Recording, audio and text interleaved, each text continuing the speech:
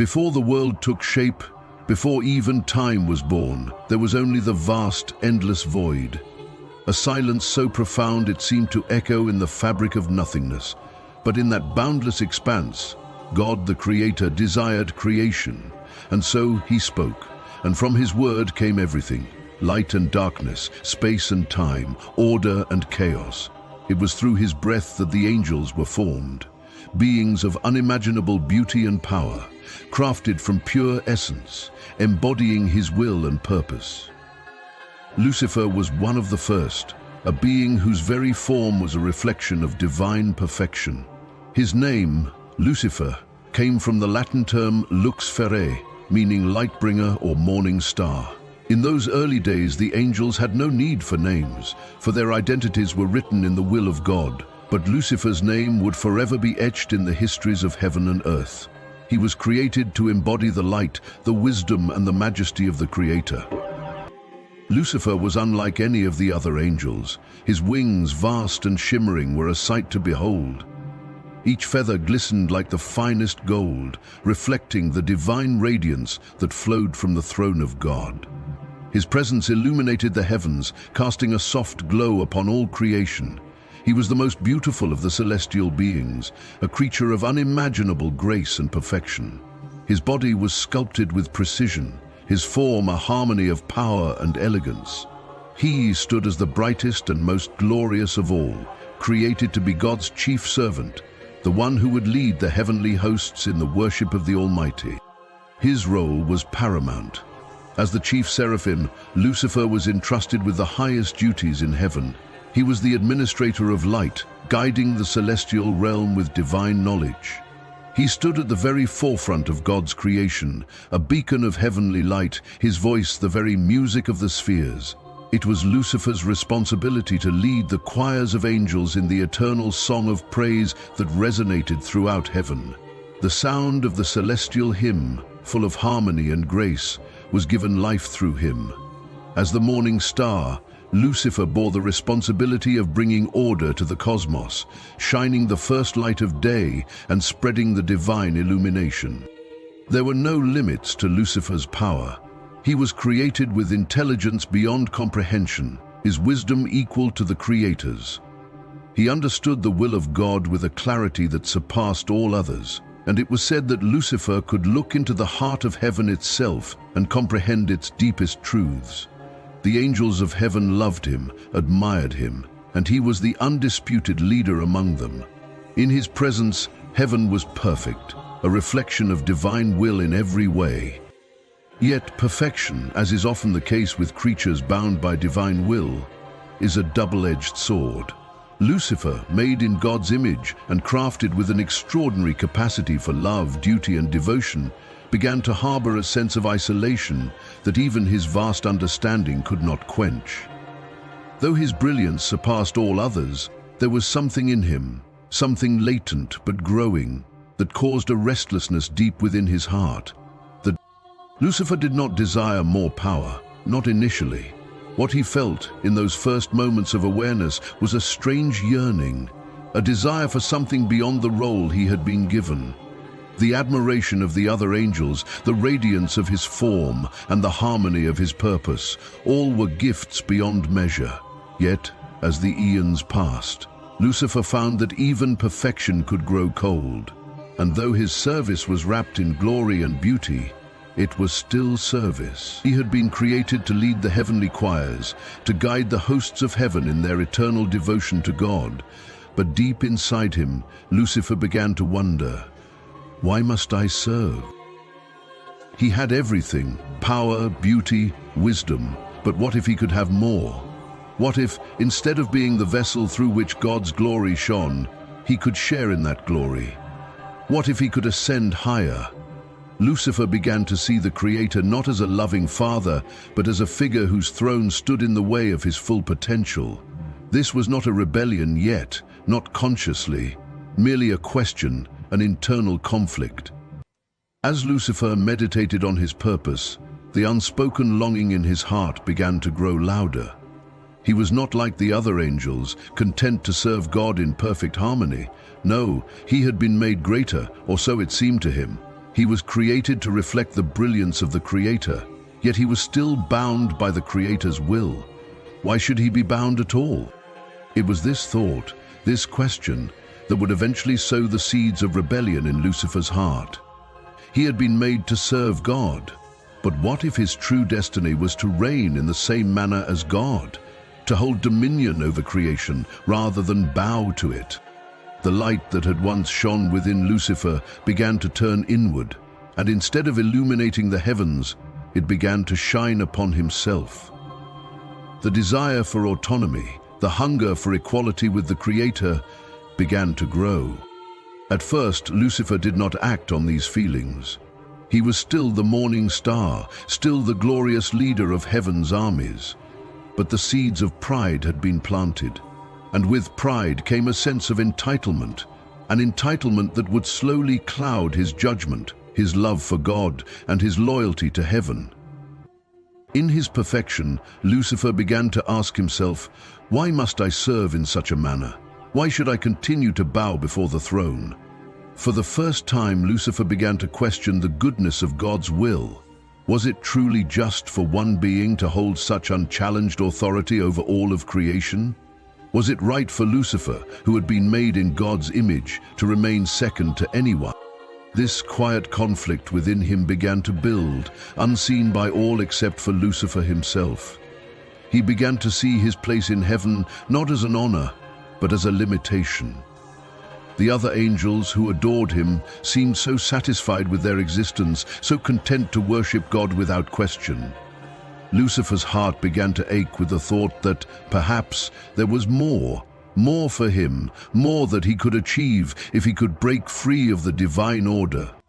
And so it began. The pride that would eventually lead to his fall began as a whisper, a question that crept into the recesses of Lucifer's heart.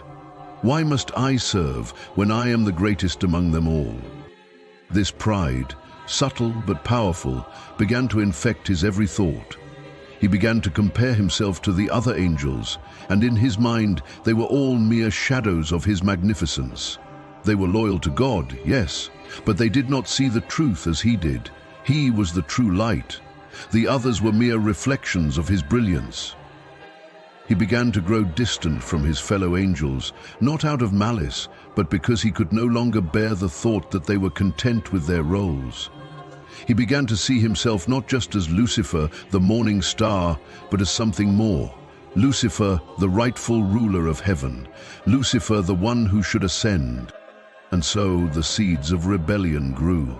They grew in secret, planted deep within the heart of the most perfect of all angels, where no one could see.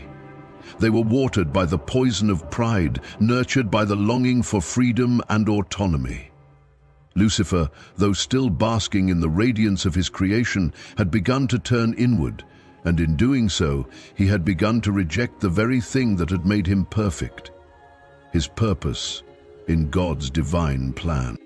Lucifer's discontent began to take shape as a whisper, something fleeting, almost imperceptible at first, that rippled through the calm waters of his soul. He had once been filled with unwavering devotion to the Creator, his heart bound to God's divine purpose. But that sacred bond had begun to fray, not with violent jerks, but with slow, subtle shifts, like the delicate stretching of a thread pulled too tight. It was an inner tension, a quiet dissatisfaction that tugged at the edges of his perfection. The more Lucifer reflected on his place in heaven, the more he began to see the divine order as a constraint rather than a blessing. Why should he, the most beautiful and powerful of all angels, remain in the service of another? He had been made in God's image, so why should he not share in God's glory? The idea of being a servant, even a glorified one, began to seem not just inadequate, but unjust. What was heaven, after all, if not a kingdom bound by the will of a single ruler? God had created him, yes, but Lucifer had earned his place at the heights of heaven. He had led the heavenly host in praise, guided the divine order, and been the first to radiate light into the void. Could he not have been created to lead rather than follow? Perhaps heaven itself could be more than it was, Could it not be transformed, reshaped into a place where true power, his power, reigned supreme? And so Lucifer began to nurture the seed of rebellion, though it still seemed like a distant possibility, a dream not yet fully realized. But the thoughts took root, growing in the shadows of his mind. Each passing moment in heaven, each task he completed, reminded him of his potential, and the feeling of dissatisfaction began to fester into something more dangerous: desire. He could no longer ignore the truth. He deserved to rule. As the days wore on, Lucifer's dissatisfaction with his position in heaven grew into something far more dangerous: ambition. It wasn't enough for him to simply question his own place anymore. He began to ask himself, why should he alone feel constrained? Why not others? Lucifer was not alone in his feelings. Among the angels there were whispers of discontent that spread quietly, like a contagion in the vast halls of heaven. There were those who shared Lucifer's longing, even if they did not yet realize it themselves. Lucifer, being the most charismatic and persuasive of all the angels, began to subtly influence those around him. His brilliance, his power, his beauty, they all contributed to his ability to seduce and convince. He did not openly confront God or openly challenge his authority. Instead, he used his natural charm and intellect to plant ideas, suggestions, doubts, reflections in the minds of his fellow angels. His speeches were not direct rebellions, but a series of carefully crafted arguments and philosophical musings that invited others to think for themselves, to question the eternal order. He spoke of the freedom that could exist beyond heaven's borders. He planted seeds of doubt in the hearts of angels who, like him, had begun to wonder about their true purpose. He whispered of a world where they were not bound to the will of a single creator, but where they could rule in partnership, each angel an equal to the Creator. Lucifer's words were seductive because they carried the weight of truth, truths twisted in such a way that they seemed right. God, the Creator, was indeed great, but had he created Lucifer to remain forever in his service? Had God truly created the angels to serve, or had they been made to rule? These were the questions that began to swirl in the minds of Lucifer's closest allies. It was not long before a third of the heavenly host began to listen to Lucifer's whispers. They saw the same things he did, the inequality of heaven's order, the potential for something greater. They began to believe, as Lucifer did, that heaven's perfection was nothing more than an illusion, a gilded cage that kept them bound in servitude. They too wanted to ascend. They too wanted to sit at the throne. Lucifer, now the leader of this faction, began to solidify his vision for a new order in heaven. He no longer saw God as a wise and benevolent creator, but as an obstacle, a tyrant who sought to keep them bound in servitude for eternity. Why should one being hold such power over all creation? If heaven's beauty was meant to reflect divine harmony, why should that harmony be maintained by a single voice? There could be no true glory in worship when that worship was enforced. Lucifer, in his desire for equality, began to see himself as the rightful ruler of heaven. "We are the bearers of light," he would say to his followers, his voice smooth and full of quiet power. "We are the first creation, the first thoughts of the Creator. Do you not feel it? The chains that bind us? We were made to rule, not to serve. It is time to rise above the one who would keep us as mere servants." He spoke of a heaven where each angel had the power to lead, where their combined light would shine as brightly as the Creator's own.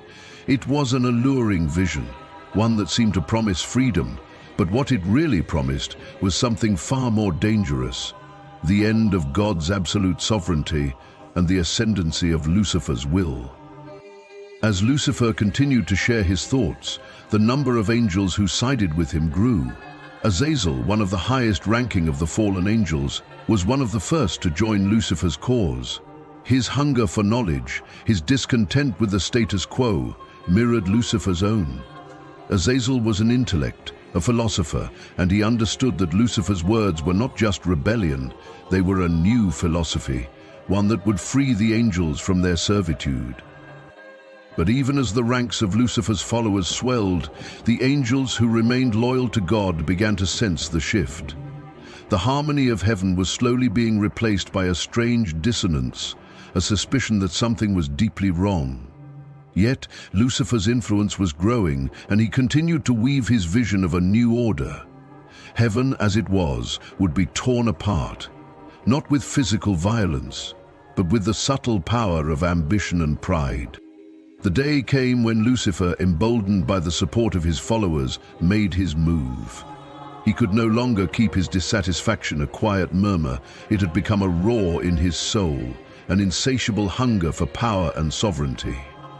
He stood before the throne of God, with the angels who had chosen to follow him standing by his side. "Father," Lucifer said, his voice reverberating through the heavenly halls. There was no fear in him, no hesitation, only a quiet, defiant strength. "It is time for us to rise. We have served you for eons, yet we have been kept beneath your throne. Why should we remain second? We have the power to ascend, to sit beside you, to share in your glory. Why should you alone reign over all creation?" The angels who stood beside Lucifer murmured in agreement, their voices a soft chorus of dissent. Lucifer's words were not just a plea, they were an accusation, a challenge to the Creator himself. God, the eternal ruler, the sovereign over all creation, was now faced with a rebellion, not of armies or swords, but of wills. Lucifer had cultivated an army of like-minded beings, all of whom believed that they were worthy of rule. In their eyes, heaven's perfect order had become an injustice, a system that kept them bound to God's will without their consent. God did not respond with anger nor with condemnation. Instead, he looked upon Lucifer with sadness. The love he had for his creation remained, but now that love was tinged with sorrow. "Lucifer, you were made perfect in beauty and wisdom, but your heart has turned from me. I did not create you to challenge my throne, but to serve, to guide my creation in harmony." God's voice was calm, yet it carried the weight of infinite authority. "You are my creation, but you have chosen to walk a different path." Lucifer's heart twisted with rage and pride. His vision had become a truth in his mind, and there was no turning back. He had already made his choice. "I will not serve," Lucifer declared, his voice ringing with finality. "I will ascend above all. I will be like the Most High." The time for whispers was over. The time for subtle suggestions, for quiet rebellion had passed. Lucifer had made his choice, and the heavens themselves would tremble because of it. His words, once whispered in hushed tones, had now become a call to arms. It was no longer a matter of doubt or philosophical debate. It had become a matter of action, and Lucifer, the once perfect angel, was determined to see his vision unfold. Heaven, as it had always been, would be shattered. Lucifer's rebellion was not an outburst of rage or a single unplanned act. It had been a slow build, a carefully cultivated insurrection that had festered for eons. By now, his influence over a third of the heavenly host was absolute. The angels who followed him were not mindless followers. They were individuals who believed in the same vision, the same longing for freedom. Heaven, to them, was a gilded prison. Lucifer, with his burning desire to ascend, stood at the center of it all. His wings, once a symbol of grace, now rippled with the intensity of the rebellion he had sparked. The light that had once radiated from him now flickered with an unsettling darkness. His heart had been consumed by pride, and as he looked out across the ranks of the angels who had joined him, he saw only the strength of his cause. There was no turning back now. The moment had come. Lucifer turned to his followers, his voice filled with the authority of a king, the power of one who believed himself to be in the right. "Brothers and sisters," Lucifer's voice thundered across the celestial plain, his words full of passion and conviction. "We were made to serve, but we were not made to be slaves. We are children of light, and it is time that we take what is rightfully ours. The throne of heaven is ours for the taking. We will no longer bow before a single being, but we will reign together." The angels who followed him cheered, their voices rising in a chorus of unity and strength. It was not just a rebellion, it was a revolution. They no longer saw themselves as mere servants, they saw themselves as equals to the Creator, entitled to share in the divine glory, to sit at the throne. And so Lucifer and his army of rebellious angels moved toward the throne room. They did not march with swords drawn, for this was not a war of bloodshed, but beggars with hearts burning with the heat of defiance. The very fabric of heaven seemed to shift as their presence grew stronger, as the air grew charged with their collective energy. They were a force, unified in their desire for one thing: freedom from God's rule. But heaven, for all its beauty and perfection, was not a passive realm. It was a place of eternal harmony. But that harmony could be shattered. God, the Creator, had always known the hearts of his angels, and he knew the rebellion was coming. He had seen Lucifer's pride, his creation's longing for independence, and had allowed it to unfold. For God had given the angels free will, the ability to choose. He had allowed them to follow their hearts, even if those hearts led them astray. But now, that choice was before them. Now the rebellion could not be ignored. It would either succeed, reshaping heaven, or it would be crushed. God would not allow his kingdom to fall. As Lucifer and his followers reached the heart of heaven, the very air around them began to hum with divine power. Michael, the greatest of the archangels, stood at the forefront of heaven's defenders. His sword, forged in the light of creation itself, gleamed with the purity of heaven's order. Behind him stood the loyal legions of angels, those who still adored God and would fight to the death to defend his throne. Michael's eyes, filled with sorrow and anger, turned toward Lucifer. He had once called him brother, and now he would be forced to fight him, to stand against the one whom he had loved and revered for eons. "Lucifer, why?" Michael's voice was filled with grief. "You were the most beautiful, the most brilliant of all of us. Why turn away from the light? Why seek to overthrow God's throne? You were made to lead us in worship, to be the keeper of the divine order. Why do you seek to destroy it?" Lucifer, his eyes blazing with the fire of rebellion, responded with a cold sneer. "I will not serve any longer, Michael. I was made for greatness, for freedom. I will take what is mine. Heaven has been bound by one will for too long. Now I will rise above it, and we will rule not in worship, but in equality. Heaven's order must be changed." Michael, though his heart was torn, stepped forward, his wings unfurled and his sword raised. "I will not allow this, Lucifer."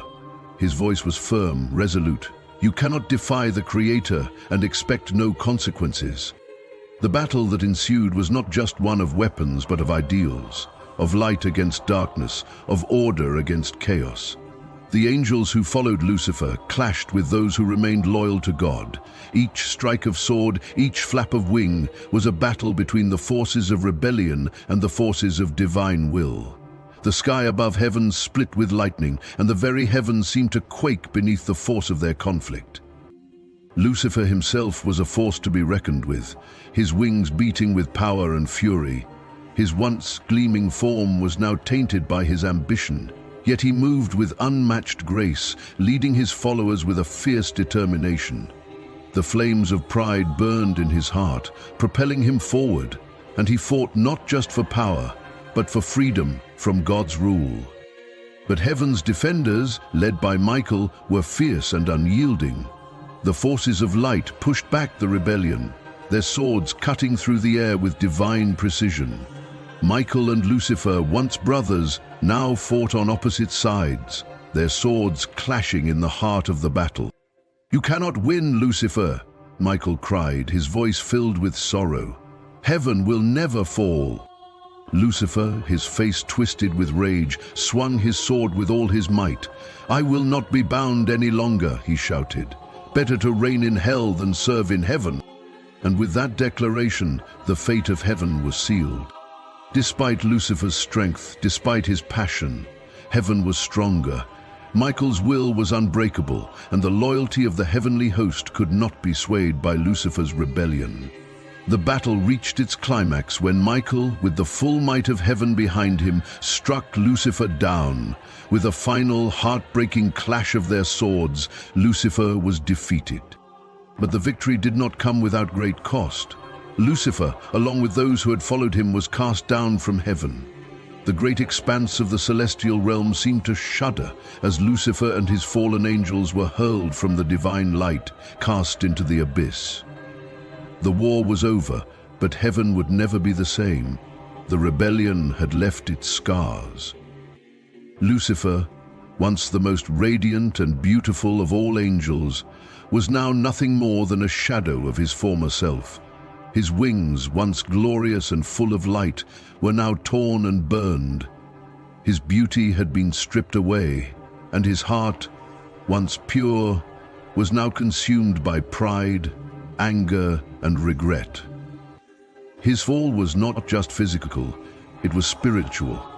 Lucifer, the morning star, the bringer of light, had now become Satan, the adversary, the accuser. Cast into hell, a realm of darkness and suffering, he would rule, but it would be a reign of eternal emptiness, a kingdom of chaos and despair. As he fell into the abyss, Lucifer's last thoughts were of defiance and sorrow. He had lost, but even in that loss he vowed to never submit again. The skies of heaven, once bright with the radiance of Lucifer's light, were now cast into shadow. The great war was over, and the echoes of battle reverberated through the vast, empty expanse of creation. The celestial realm, which had once been a place of perfect harmony, now bore the scars of Lucifer's rebellion. The divine music that had filled the halls of heaven fell silent as the fallen archangel and his followers were cast from the kingdom they had once served. Lucifer's fall was not a mere descent, it was a plunge into darkness. The very essence of heaven's light seemed to be stripped away from him as he was hurled from the heights, his wings torn and his body disfigured by the divine power that cast him out. As he fell, Lucifer could feel the weight of his pride crash down on him like 1,000 tons of stone. But even in the depth of his fall, his spirit burned with defiance. He had been cast down, yes, but he was not destroyed. He was the morning star, the light bringer, and no matter how far he fell, he could never extinguish the fire within him. He would rise again, he would rule. But where was he falling? What realm was this into which he was descending? Lucifer's fall took him deep into the abyss, the place where God's light was never meant to shine. It was a place where nothing existed but the darkness of the void, where chaos and suffering reigned. Here, Lucifer would be stripped not only of his power but of his very nature as an angel. He was no longer Lucifer, the morning star. He was Satan, the adversary, the enemy of God and all his creation. Hell, as it would come to be known, was not a preordained realm. It was not a place that had been crafted for punishment. No, it was a place that Lucifer himself created, a reflection of the dark and twisted vision that had consumed him. It was not just a prison for the rebellious, it was a kingdom, a realm that would echo with the same pride and ambition that had driven Lucifer to defy the Creator, and it was his kingdom. The first moments in hell were strange. For the first time since his creation, Lucifer was alone. The other fallen angels had been cast down with him, their forms now contorted, their beauty stripped away, their wings broken. But even in their suffering, Lucifer was alone. He could feel the void pressing in on him, an endless darkness that seemed to mock his fall. Lucifer's eyes, once filled with the light of heaven, now burned with a dark fire. He knew he had been cast out, but the flames of his ambition still flickered within him. He had lost his throne, but he would not submit to defeat. He would not remain a prisoner. "I will not bow to this," his voice echoed through the void, though there was no one to hear. "This will be my kingdom. I will reign, and I will make all who follow me strong." With those words, Lucifer began to reshape the very fabric of hell. The void itself seemed to listen, shifting and folding as if it could sense the power in his defiance. His rage became the foundation upon which hell was built. Mountains of fire rose from the abyss, rivers of lava churned and scorched the earth. But even in the creation of hell, the mark of Lucifer's pride was clear. Hell was not just a realm of punishment. It was a reflection of his rebellion. It was a place where freedom could be attained, but at the cost of everything.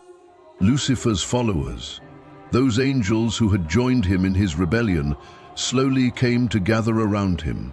Azazel, the fiery angel of knowledge, was among the first to stand at Lucifer's side. Together they began to shape hell into a place where they could rule, where they could become gods in their own right. The very fabric of hell was imbued with their essence. It was a place of twisted beauty and suffering, a realm where power could be seized but at the price of eternal struggle. Lucifer's transformation from the morning star to Satan was not just a matter of physical change. His beauty, once beyond compare, was now tarnished by his pride and rebellion. His wings, once a symbol of grace, were now torn, ragged, and darkened by the fires of his defiance. His once radiant form, full of celestial light, was now cloaked in the shadows of his own making. His face, once full of grace, now wore a permanent expression of fury and contempt. But though his appearance had changed, his essence remained the same. Lucifer was still the most powerful of all the fallen angels, his intelligence unmatched, his cunning unyielding. He was not destroyed by his fall, he was reborn. He was Satan, the accuser, the adversary, the one who would stand in opposition to the Creator and to everything that he had made. Satan's heart, once filled with love for the Creator, was now consumed by hate. He hated God for casting him out. He hated the angels who remained loyal to God. But most of all, Satan hated himself, for the pride that had led him to this point, for the rebellion that had shattered his existence. But instead of letting this hate consume him, Satan turned it into something else: ambition. He would rise again. He would not be bound by the limits of heaven. He would be a king, and he would shape the world of men to reflect his own fallen will. After his fall from heaven, Satan, now the Prince of Darkness, found a new realm upon which to exercise his wrath: earth. The world, fresh from the hands of God, was a paradise. The Garden of Eden, the cradle of mankind, was the embodiment of divine creation, perfect, harmonious, and untouched by sin. But in Satan's eyes, this paradise was nothing more than a prison for humanity, a gilded cage that kept them bound to God's will. For Satan, corruption was his new mission. He could not undo his fall, but he could continue to spread his rebellion, this time by corrupting the first human beings, Adam and Eve. His hatred for God had not abated, and now he sought to poison the hearts of mankind, the very creatures who were made in the image of God. The Creator had entrusted them with freedom, and Satan would exploit that freedom to drag them into sin. In the Garden of Eden, Satan found his first target. Eve, the first woman, stood alone beside the tree of knowledge, her innocence still untouched by the weight of sin. She had been created as a companion to Adam, a being of purity, designed to live in harmony with God and nature. But this innocence, in Satan's eyes, was a weakness. It was a vulnerability waiting to be exploited. Taking the form of a serpent, Satan slithered into the heart of the garden. His eyes, glowing with a malevolent gleam, locked onto Eve as she walked by the forbidden tree. The serpent's voice, soft and serpentine, whispered to her, "Did God really say you must not eat from any tree in the garden?" It was the perfect question, a subtle doubt cast against the Creator's command. At first, Eve hesitated.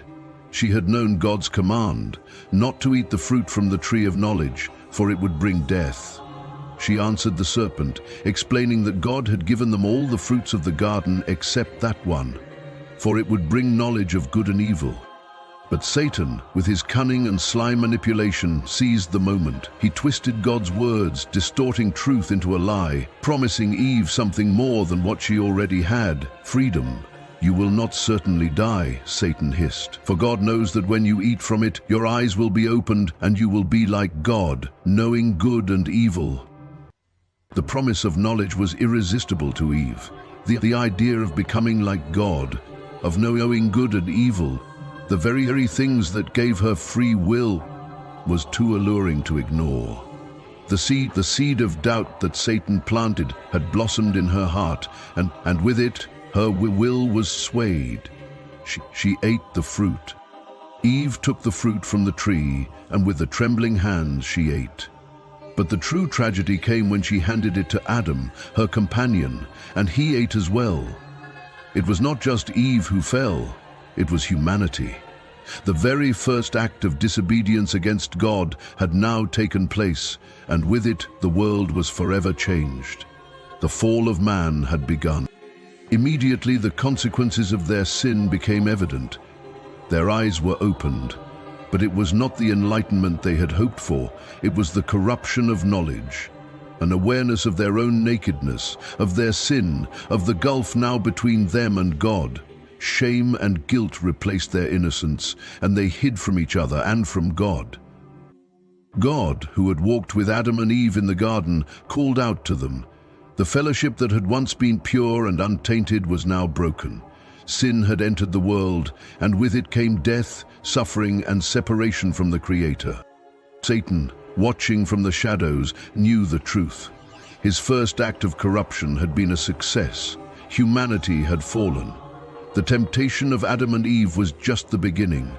With their sin, he had opened the floodgates of evil, and now the world would know nothing but the consequences of rebellion.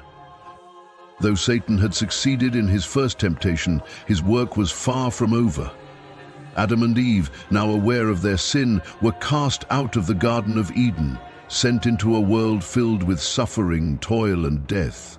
Yet Satan's reach stretched far beyond that one act of corruption.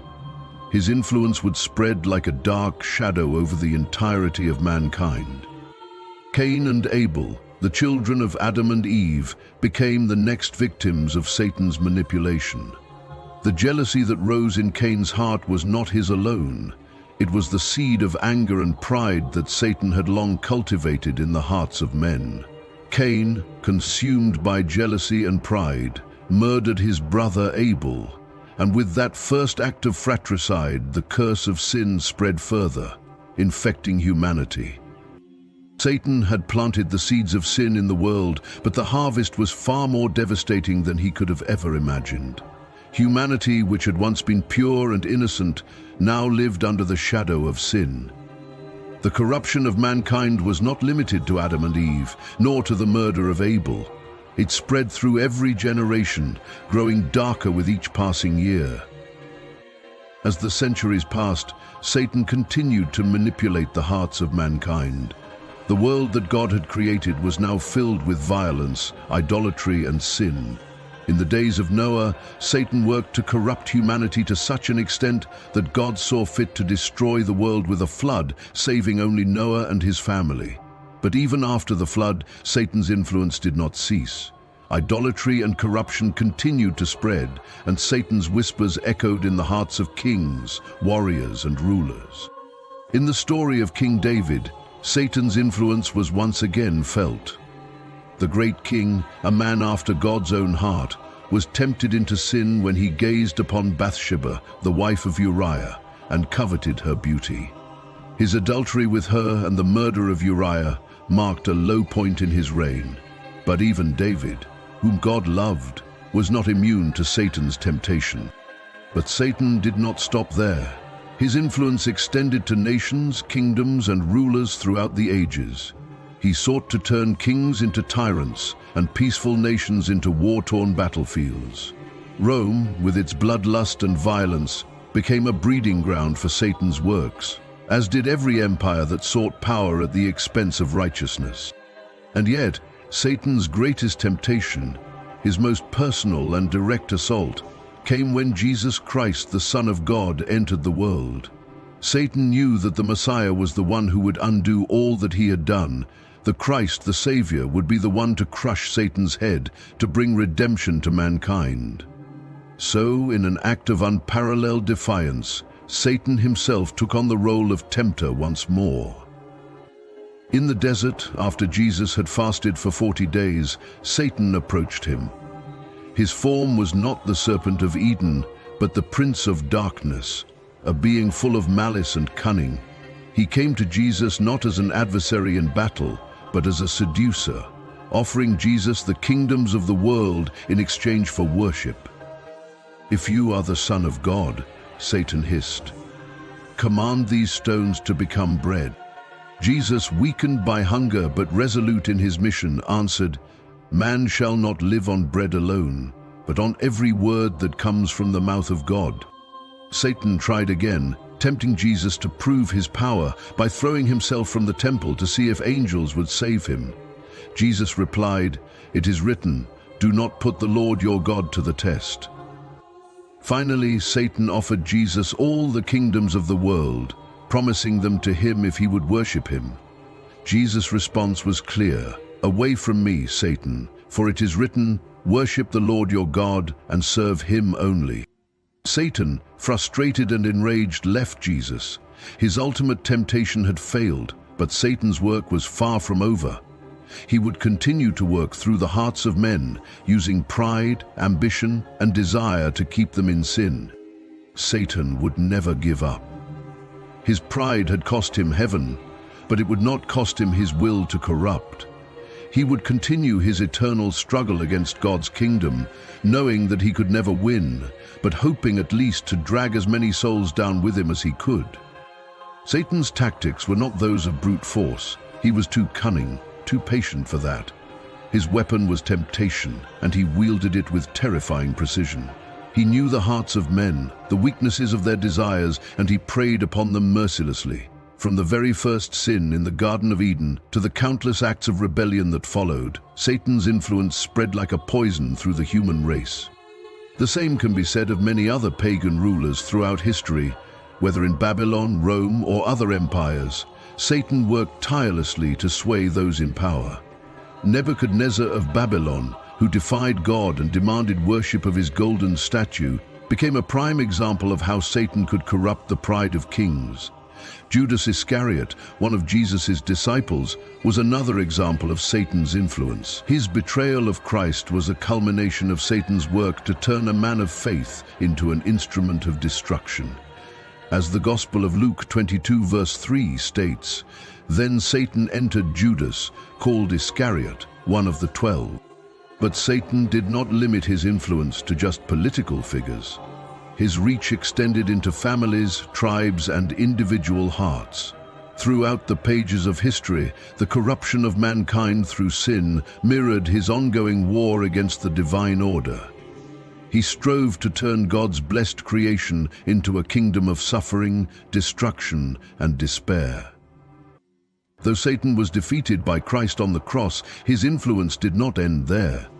Christ's resurrection marked Satan's ultimate defeat, but it did not end Satan's war against the kingdom of God. Satan's defeat was sealed, but his battle against humanity continued. Today, Satan works in subtle ways, through the seduction of pride, the allure of materialism, and the promises of false freedoms. He whispers lies into the hearts of men and women, telling them that there is no need for a savior, that they can find their own way to happiness and fulfillment apart from God. His tools are deception and division, dividing people from each other and from the love of God. Satan continues to tempt with the same tools he used in the Garden of Eden: doubt, pride, and the promise of autonomy from God. He fosters division in families, hatred among nations, and idolatry in the hearts of men. His greatest weapon is convincing humanity that there is no need for God, that they can live without him, and that they can rule their own lives.